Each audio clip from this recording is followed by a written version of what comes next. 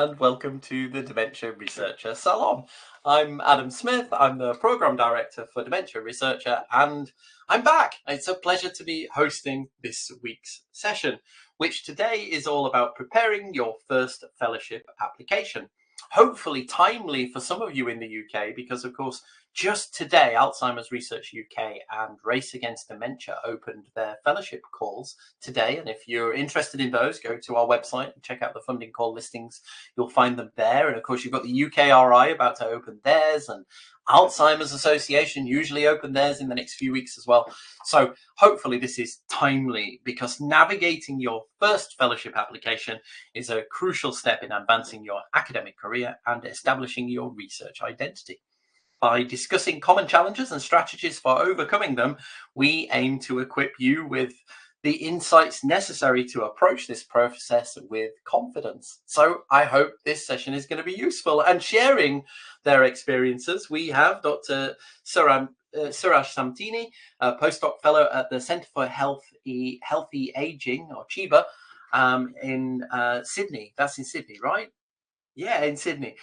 He obtained his PhD in clinical psychology and a Master of Psychology from University of New South Wales, and his PhD research focused on assessment and treatment of cognitive processes such as rumination and worry across the disorders. He has worked extensively in clinical practice, treating a wide range of conditions across the lifespan, and is going to share his experience. And also, we have Dr. Jenna I'll get there in the end. Dr.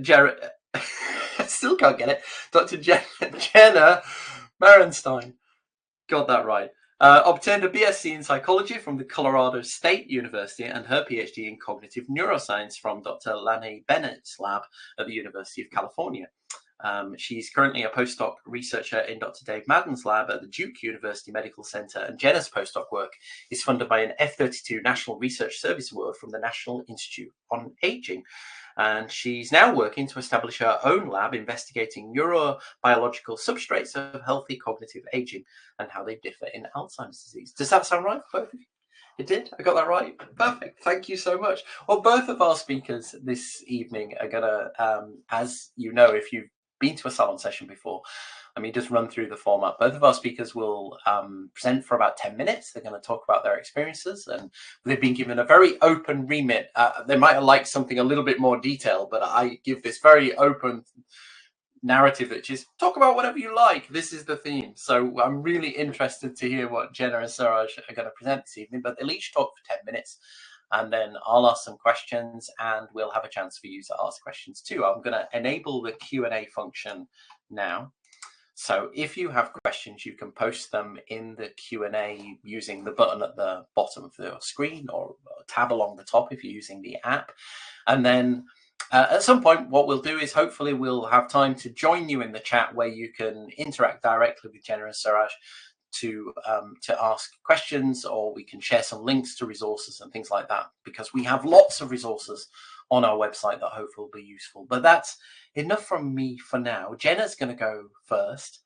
And so thanks very much for joining us, Jenna. I will hand over to you. Sounds good. Thank you so much for the introduction and for organizing everything. So I'll just share some of my experiences with fellowships and some tips and tricks I've learned along the way. I just want to first start by clarifying some reasons why you might seek a fellowship in the first place. And it can differ from person to person, but I just want to echo a point that was made in the introduction, that a fellowship can really change your academic trajectory, and it has been very fundamental in mine. So for example, in addition to being a very significant honor and something that you can put on your CV, a fellowship can help you extend the timeline for your training. So in the case if you're a PhD student and you want a little bit longer to conduct your research projects, a fellowship can give you the funding that's necessary to extend your training timeline, or maybe help you learn an additional skill during your PhD that you didn't really get to learn otherwise. And another benefit of a fellowship is that in some cases, it can waive you of teaching or administrative related duties. And by doing that, it can really free up the time that you have for your research. And so if that's what you're really excited about, the fellowship gives you the opportunity to do that.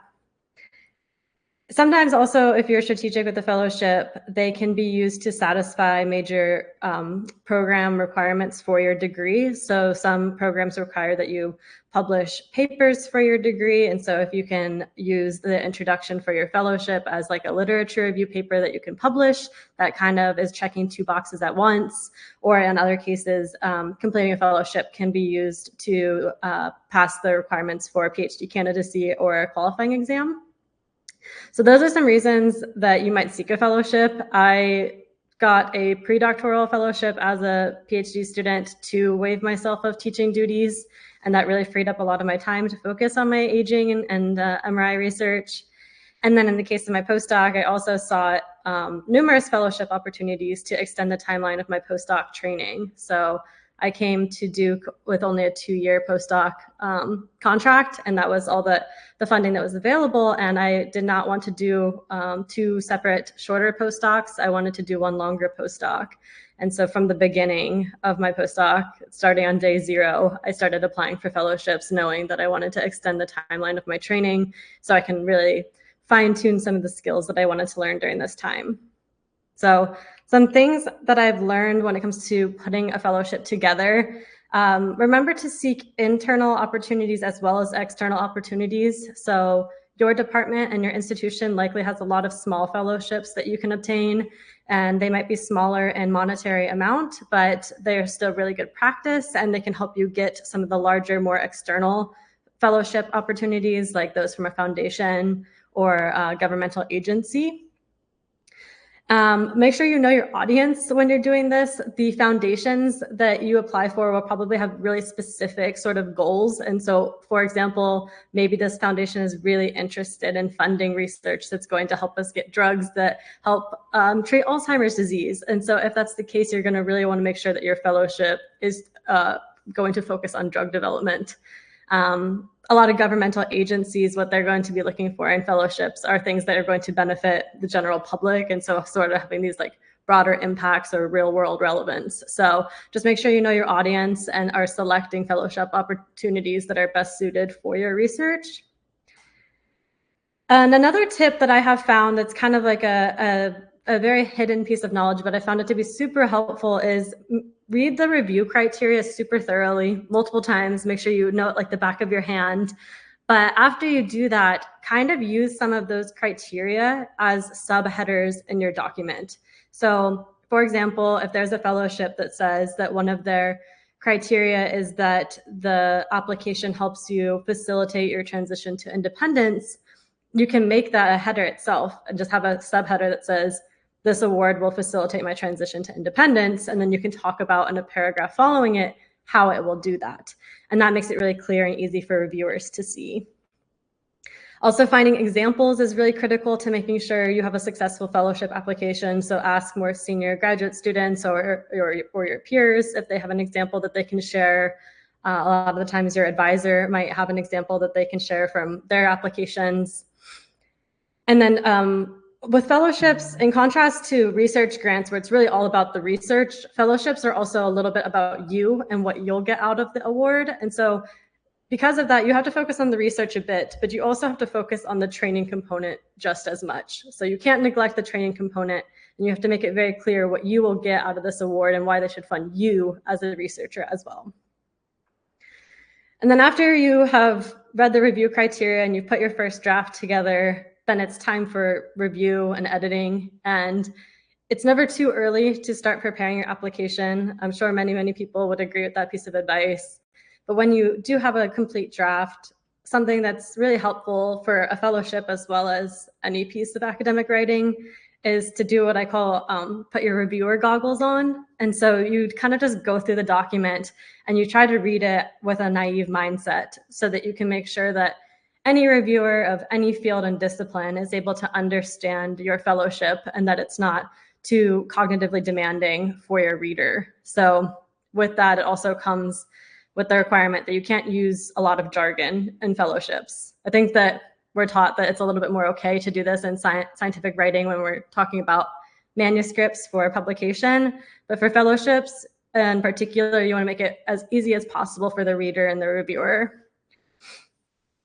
And with that, also, when you're when you have a full draft, it's really important to get feedback from people within your field to help you kind of fine tune and bolster your science, but also from people beyond your field, because they'll be really important for helping you find things that are not clear and that require discipline specific knowledge. And then you can kind of fine tune that and revise that so that a reviewer doesn't get caught up on it.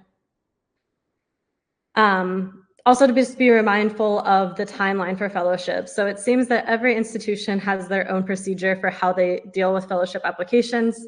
Some will allow you to just submit directly on your own. Others require that you go through an internal sort of mechanism, like an administrative office, and that office might have its own set of deadlines. So be very careful that you understand the procedure in place at your institution so that it doesn't slow you down. I know, for example, at Duke, we often have to turn things in at least a month in advance of the deadline so that the administrative offices can get everything submitted for us. And so that 1 month is a lot of time when it comes to writing a fellowship.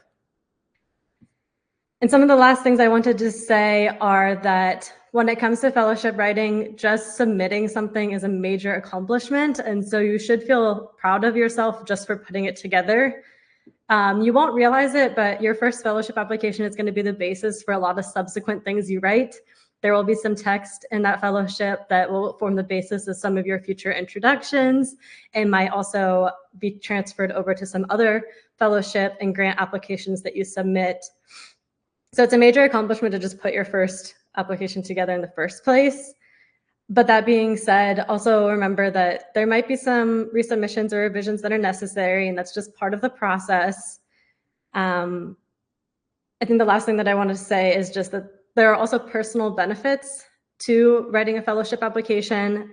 These really force you to think about your science super clearly and super diligently. And in doing so, it helps you really clarify your theory and your hypotheses.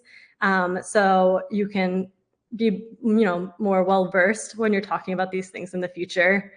And it also is significant professional development for you to work on your grantsmanship skills, because this is really you communicating a super complex idea in a way that's understandable to a relatively broad audience, at least in the world of science. And hopefully this in turn helps you be a better communicator of your science to the public at large. So it's definitely a process and it requires a lot of persistence, but with a lot of persistence, it generally works out.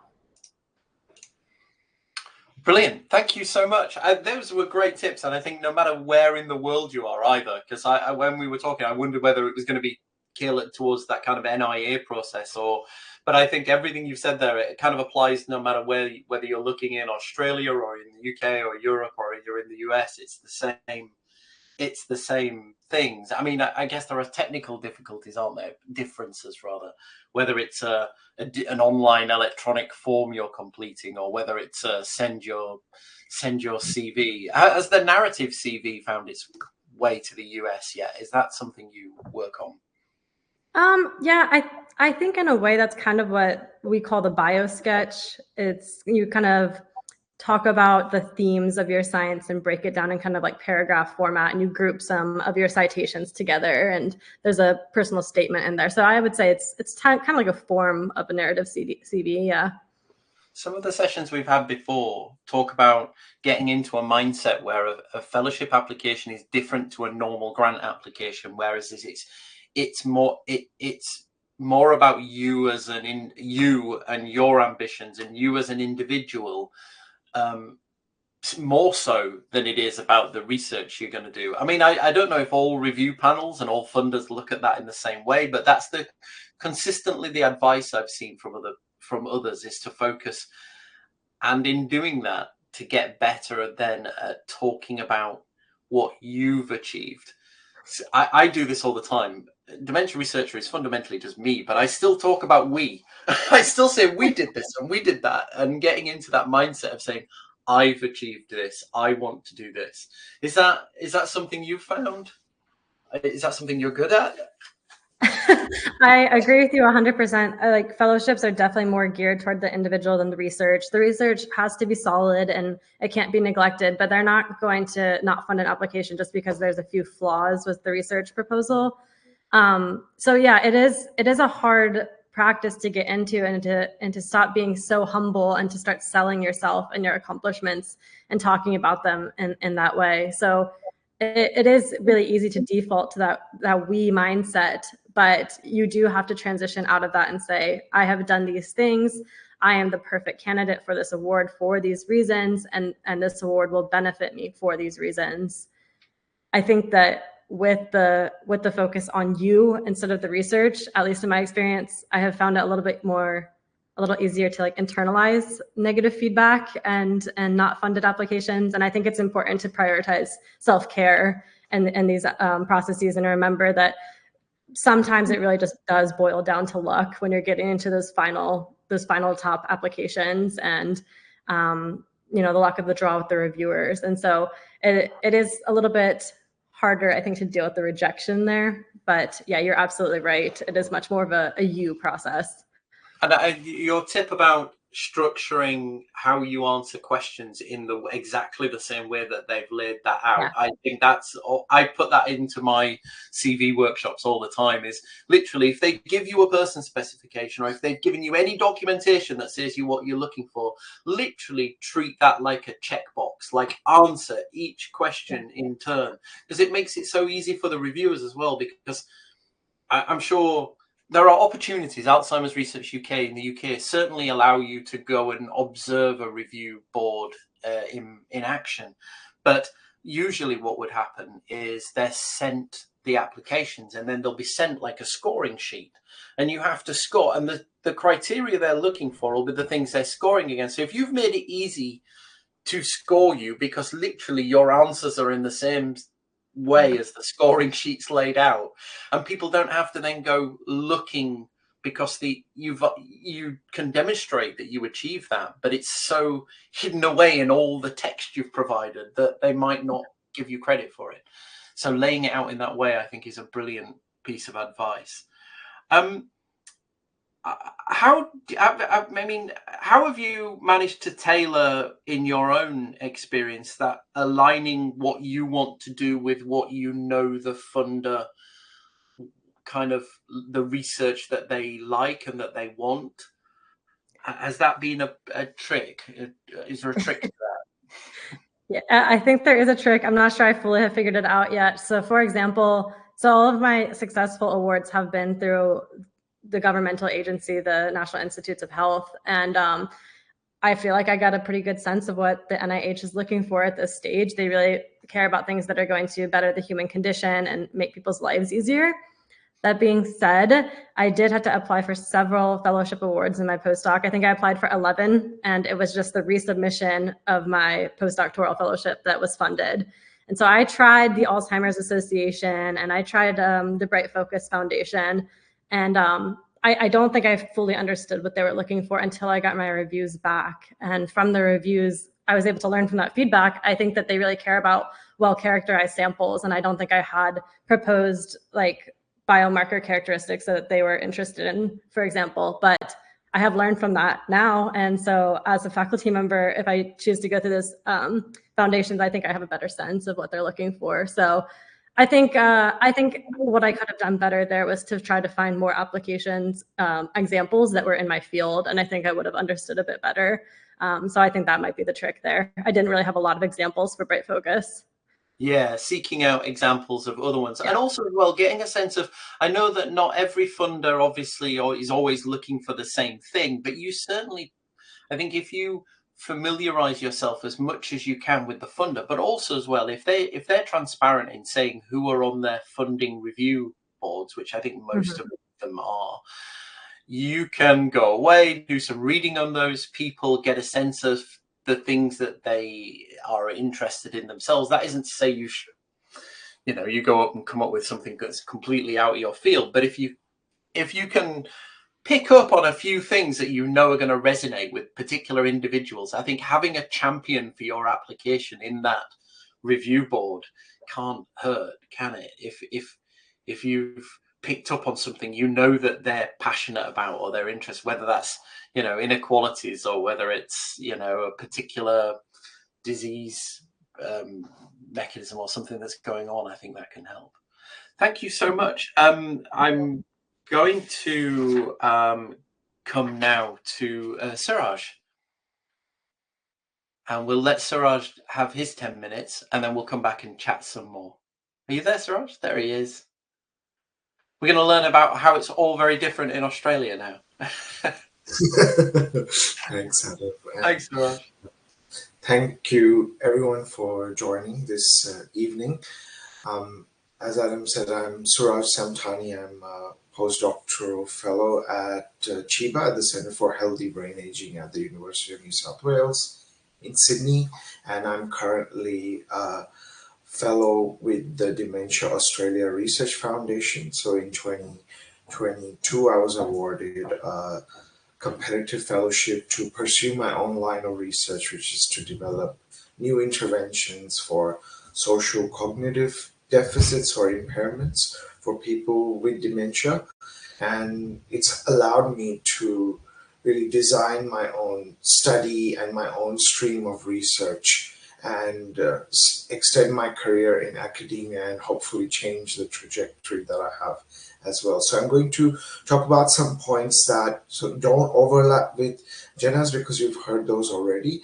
I think the most important thing is to have a clear sense of what the funding body really wants, as Jenna said, but then thinking about where your unique skills as a researcher come in. So for me as a clinical psychologist, I knew this would be more in the intervention space.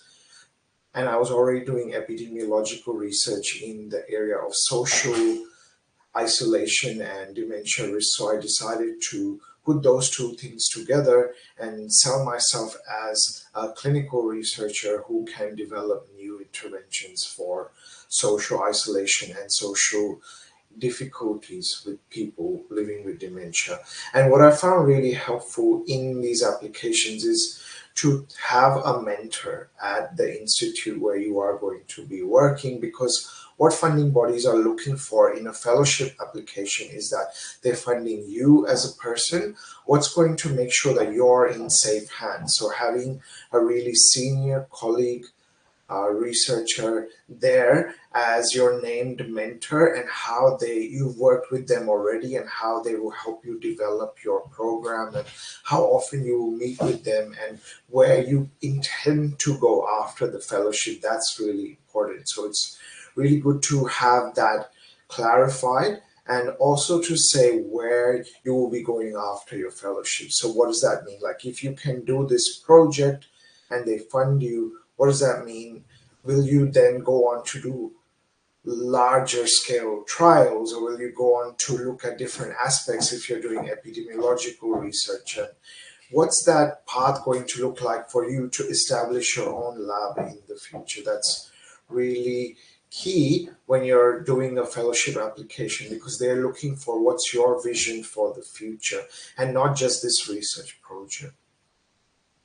What I think was really important for me was to have some pilot data. So the first time I applied for the fellowship, I didn't have pilot data yet. I was waiting for it to be ready.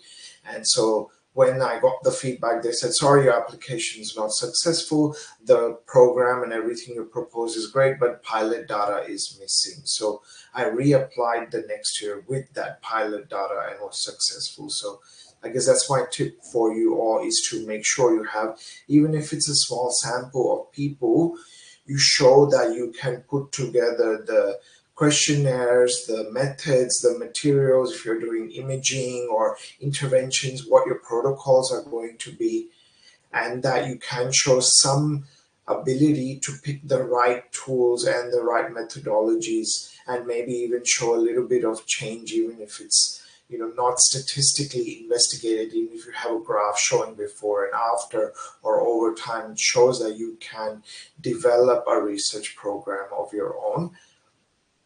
What I think is really key there is to have some examples, as Jenna's mentioned. So I spent a lot of time at the grants library at the university. So hopefully your institute also has something quite similar where you can go and look at previous examples. You'll notice when you look at the examples that the headings for a fellowship are quite different from those for a grant application. Although there is some overlap, you're still going to have the why should we do this research, what's going to be the method, and maybe you have pilot data, and then you have maybe all these aspects about you in the fellowship application, like your research journey, what unique skills you bring, where you're going to go, and then have a budget and a timeline. So it's really important that you look at as many examples as possible. What I found quite helpful when looking at the examples was paying attention to two specific things, the headings that they use and how they start their sentences in each of the headings. So it can be quite different from one section to the next, how these things are laid out. One thing that I got really positive feedback on was the way I structured my budget. So when thinking about the budget, I focused a lot on the participants' experience. So if you're working with people with lived experience, it's really important to think about their day when they come in to do your study. Where are they going to park? Are they going to have to do a blood test? Will they be fasting? Is there going to be some food you provide to them? How will you make sure that they come in and they're rewarded for their time? How will you advertise to get those participants? Thinking about all those different aspects and budgeting them into your projects really key. One more thing that I would say is important is to have people with lived experience as your mentors or as your co-investigators on your fellowship application. So in my case, I started off thinking about, look, this is the broad area of research that I want to do. And I spoke to a few people with lived experience or talked to them about, these are the areas I'm interested in. What are your needs in this area? And they were able to say, well, this is actually what we don't have. If you can make something for this, that would be really good. And having those quotes and paying that forward and just saying, hey, this is an area of need. Make sure you include quotes from people with lived experience throughout your application to show that this is really important for the people that we do this research for. We're doing this for a reason. They want this. These are their words. This is how they would benefit if this program existed.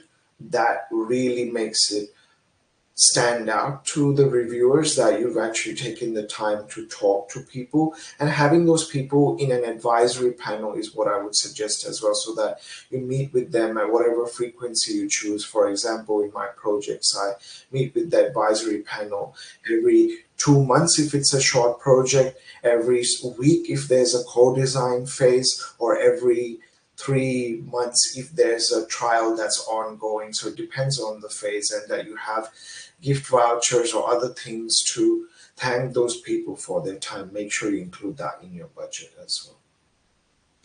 I guess the main thing I want to stress is the timeline as well. If you're thinking about applying for a fellowship whenever your PhD ends or your current postdoc position ends, you have to think backwards. You're probably applying for your fellowship in your second last year, because these things take time to come around and budgets to be approved so that you can start your position.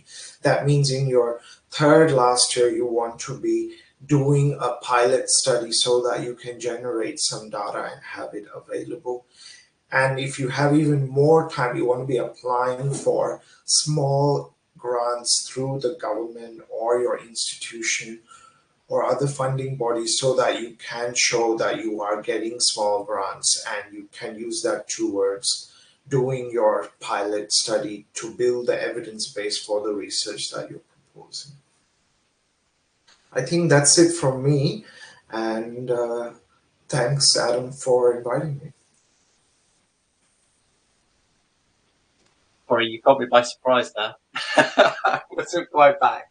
Thank you very much, Suraj. You make some really important points, and I think picking up on something Jenna said as well, which is about how you cope with disappointment. I think, and when you start preparing, I was looking at some stats today. So I mentioned at the start of this webinar that Alzheimer's Research UK funding has opened, and for the first time I've noticed this, but in their funding call they say how many applicants they got last time and how many got funded. And, you know, they highlight that in their last, I'm going to find this, I'm looking on the screen at the same time, so this isn't very good television, but where is it? I'll find it. But it's not as many. And it's not necessarily that you're not fundable, it's that they're generally, fellowships are super competitive because there just isn't enough funding compared to the number of people that apply. I am going to find this in this stat. There you go. So Alzheimer's Research UK, for their senior fellowships last time, had 35 applicants and 7 were funded. So, you know, that's what, 1 in 4, 7, 14, 28, so slightly less than 1 in 4. So I don't know how that compares to government funders, but it's a lot more generous, is what I'll tell you. Well, we had, I think the year I got this fellowship, there was 20 something applicants and only 2 got funded. So we're looking at, you know, less 20. than 10%. Yeah, so I guess you're looking at 10 to 25% of those are funded. So I think in that context, it isn't to say, oh God, there's no point in applying, I'm not going to get this. Instead, it's how do you make your application then stand out, do you think, compared to the others? Do either of you have a thought on that? Suraj? I mean, for me, it's been the involvement of people with lived experience throughout the process and really making that clear that this is what they want, this is how they want it to be done, and they will be designing this research program with me. This is very much a collaborative effort, and I think they really like that. I think also as well, having the opportunity, if you're applying to a charity particularly, is trying to build your online reputation. I think a lot of reviewers might spend a little bit of time Googling. They're going to look at your publications, but then they might also look at you and what kind of person you are and how do you contribute more widely to that field. And I think anything that you can do to raise your profile, you know, talking on webinars, sharing your experience, presenting, networking, so people know your name when it comes up, so that you stand out perhaps compared to somebody who's a little bit more introverted or, you know, doesn't get out of the lab or the clinic so much. I don't know, Jenna, what do you think? I think Suraj made a great point about mentors. And I think having a good set of mentors and a mentor team can also make your application stand out. So if you have really clear training goals and training aims, and you also have the mentorship team in place to help you achieve those goals, I think reviewers really like that because they see the feasibility and they can trust that what you say is going to happen is going to happen. And then once you get the fellowship, you actually have to do what you propose, and having good mentors and a good mentor team will actually make sure that you can achieve those goals successfully. Having that extra pair of eyes on that, I think you're absolutely right, is so important. I watched a early career researcher panel at Alzheimer's Society's event earlier this year, and that panel picked up on one of the most common things that they see come up is people being overly ambitious, because you kind of want to say you're going to do lots because you feel that that's going to make you look better, but actually being realistic about what's achievable in the 3 years you have. I mean, fellowship, I don't know, how long are your fellowships? In the UK, they're kind of 3 to 5 years, depending on how generous the funders are. Is it the same? Yeah, I would say 3 years average. Yeah, so being realistic about what you can achieve in those 3 years and the costs as well, I think it's that balance, isn't it, between showing that you're ambitious but not overly optimistic. Good luck with that. Just a top tip for anybody watching there. And so when you say start early, so how far into your postdocs did you then apply for your first fellowship? How many postdocs had you both had? Jenna, how many had you had? I've only done one postdoc, so this is my I'm in my third year of my postdoc. I submitted my first application. I was 8 months into my position, and I drafted my first F-32 submission for the NIH, and that one was not discussed. So I didn't even make it into the top 50%. Yeah. To some extent, I was talking to somebody the other week about this, and they took the view that putting one in as early as possible, because then you tick a box. You learn so much from the process of applying, even if you're not successful, that you just have low expectations on your first. So why not put that in earlier? I think the rules about waiting 2 years because you're not eligible for 2 years, not at all, show that you want this, and that it kind of sets your intention clear, doesn't it? That I am going to be applying for fellowships. You don't fund me this time, but you can see. And then, I don't know, maybe if you apply 3 times, at the end they'll go, oh, God, is she applying again? No, I'm sure it's not. Was that your approach? Yeah, partly. And I think this probably differs by the funder, but resubmissions are viewed very differently than an initial submission. And so resubmissions are more often funded than initial submissions. And so I thought if I could get the initial submission in, work on the resubmission and the revisions, then I would have a better chance at getting it on the second attempt, which is what happened. So, which is great. Second attempt that's got to be a big score. That's brilliant. What about you, Suraj?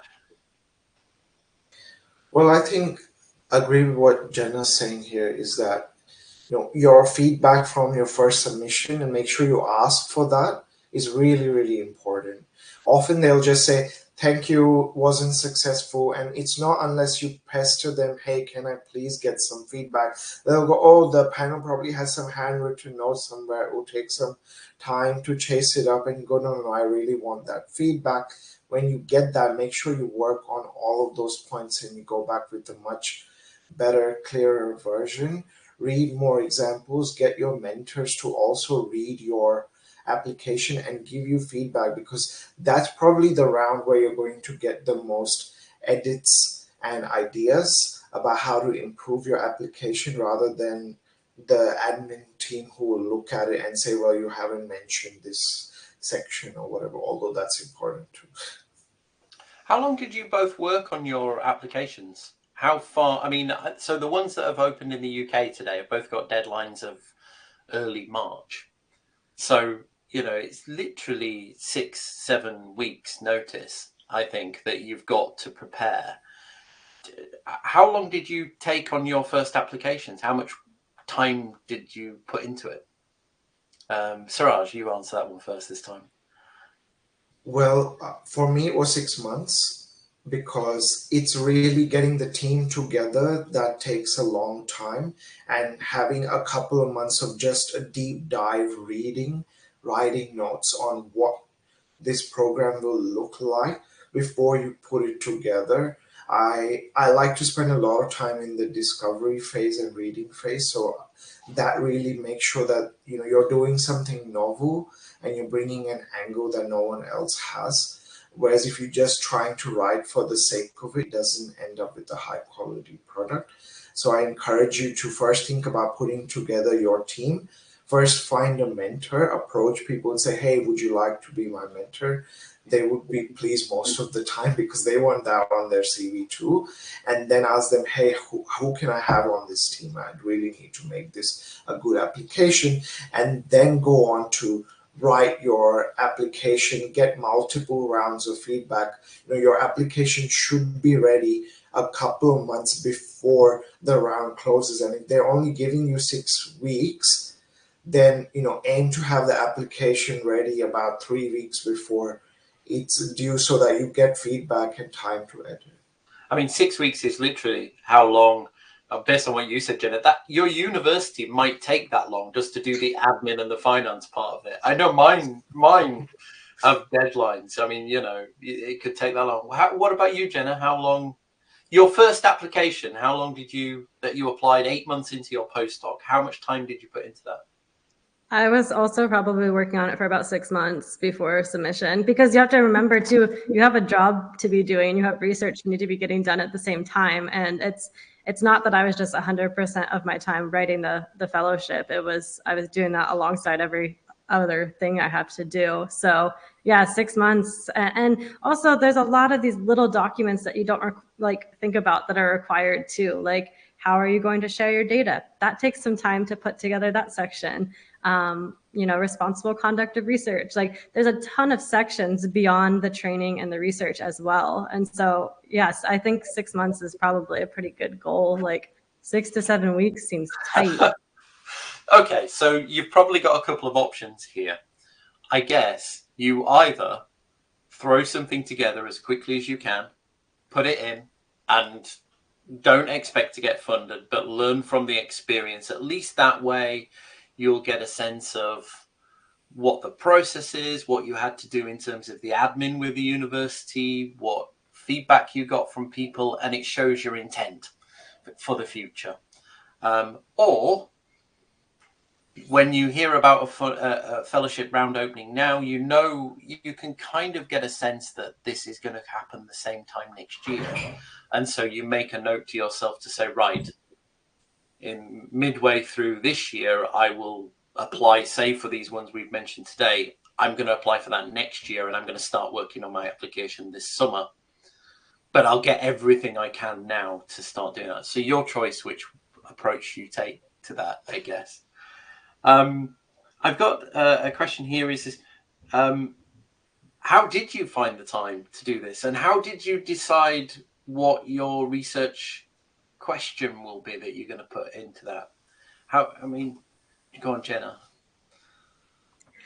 That's interesting. How did I find the time? It's one of those things you have to make the time. And so it's especially it's very common in the US that you're funded on somebody else's grant. And so if you're funded on a grant, you have effort on that grant. So you must be moving progress forward on that grant. So it's a balance of time, and you have to make sure you have a supportive mentor who is on board, knowing that you will be spending some of your time writing. This is kind of what I was trying to make the point of in my little spiel, is that there are a lot of personal benefits from submitting your first fellowship application. And so I actually had a lot of these sections already drafted from my pre-doctoral award, and I just had to modify them for my current institution. And so having that backbone kind of in place from already submitting an application really helped me speed things along for the postdoc submission. And then choosing my topic. That's interesting too. That also requires some collaboration with your mentor, and making sure that there's something that makes you unique and distinct enough, but it's also something that your mentor has expertise and an interest in.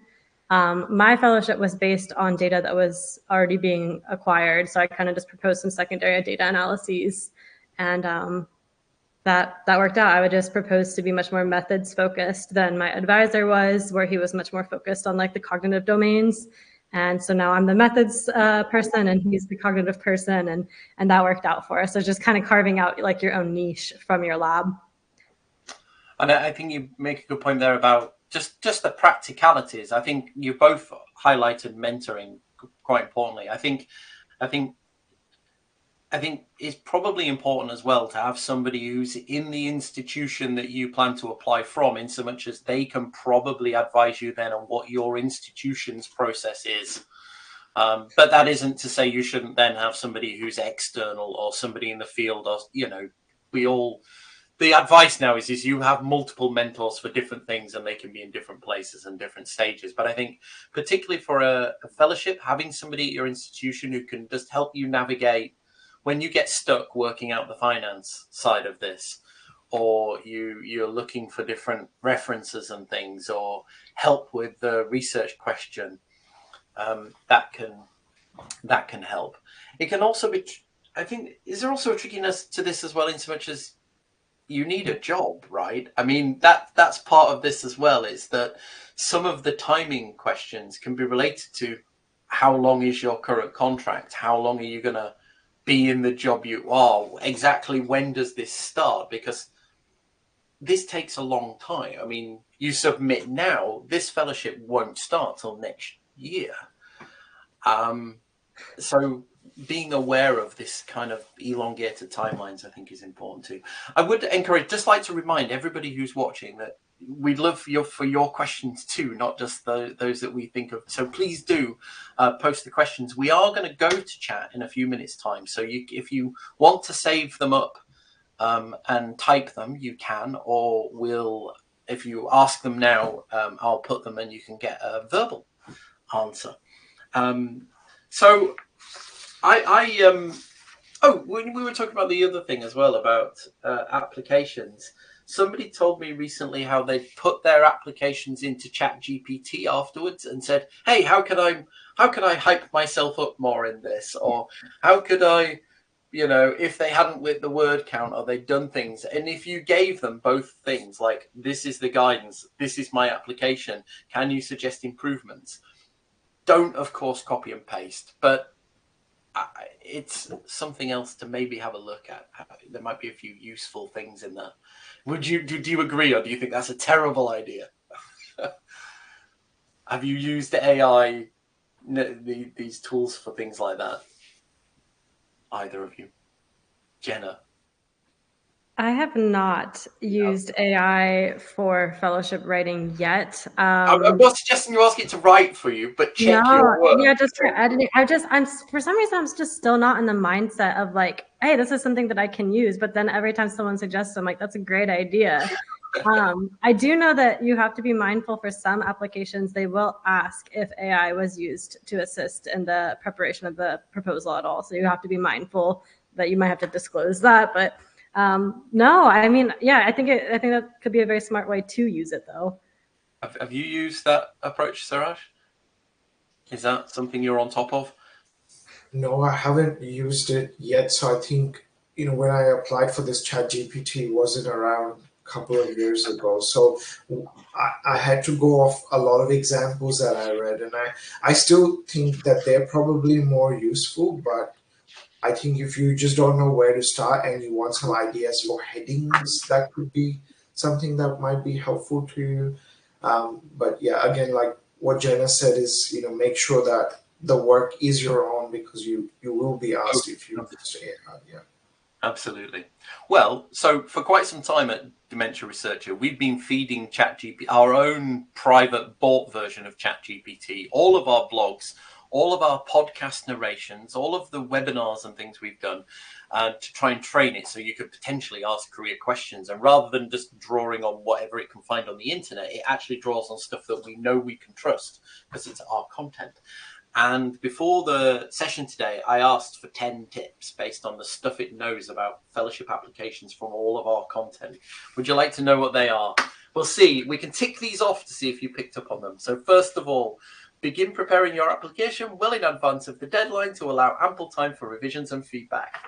Tick, you said that, and that's what our blogs and content said.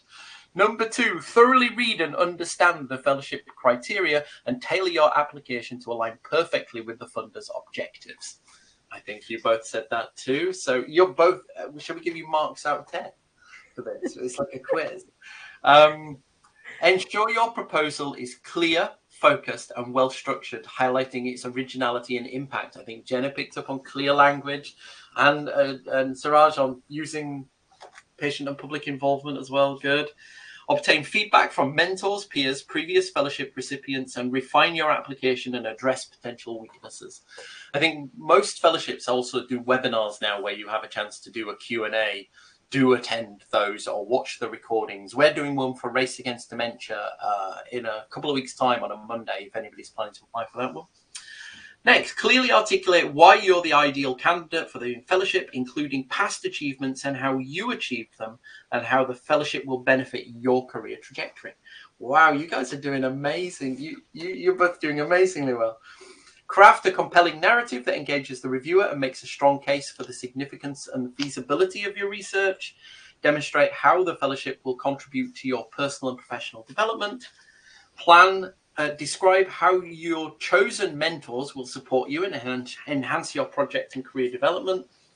Justify your budget requests in detail, showing how the funds will be used to achieve the proposed research objectives.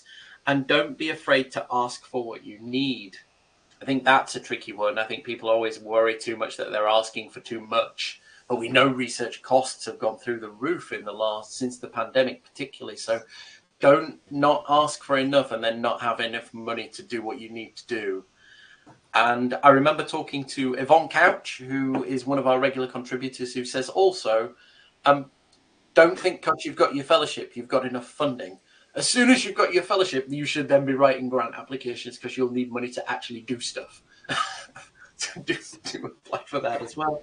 And the final top tip from our content was, if the fellowship involves an interview stage, prepare thoroughly by anticipating questions relating to your research and its broader implications, and practice communicating your ideas confidently and clearly.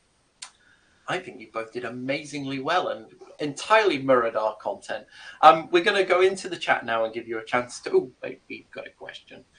Let's take this question. You have to disclose AI use of your application. Yes, thank you, Anne-Marie. Well, good point. Although, if you're just asking for advice rather than... Yeah, maybe. Although most grants now actually suggest machine learning, might be about machine learning AI. So why wouldn't you say, I used it? Because it's a good tool. I'm doing what I say I will do. Right, we'll join you all in the chat now, and we'll have a chance to share some links and things like that as well. But I'd like to thank the incredible Jenna Merenstein and the unstoppable Suraj Samtani, who have been brilliant in joining us this evening and sharing their tips with you on fellowship applications. Thank you both so much. Stick around. I'll play some elevator music in the background while we go into the chat for a few minutes and join you there. Thank you again.